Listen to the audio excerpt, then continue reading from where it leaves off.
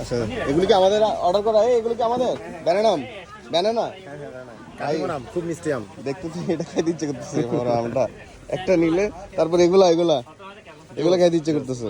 এখানে সবচেয়ে মজার বিষয় হচ্ছে মানে বিভিন্ন রকমের আম আছে। আরে ভাই, আমি তো আমার লাইফে অ্যাটলিস্ট আমাদের দেশে এই প্রথম আমি এরকম আম দেখতে পারলাম আর কি। মানে যেগুলো আমরা বাইরের দেশে সচরাচর বাইরে দেখি। হ্যাঁ, বাইরে দেখি সম্ভবত বাড়িফল মনে হয় এগুলো। বাড়িফল বাট এই ধরনের বাড়িফল কিন্তু আমাদের শহরও পাওয়া যায় না। আর এখানে দেখেন আপনি, আরে বাপরে, এটা একটা লাইফ টাইম এক্সপিরিয়েন্স হবে আপনাদের। এই জায়গা অবশ্যই জায়গাবেন, মানে দাঁড়াবেন, রিকমেন্ডেড জায়গা ভাই, আপনাদেরকে বারবার বলতেছি। উফ, অসাধারণ। এই দেয়, আপনি টেস্ট করেন। আপনি তো নিলেন। জোস না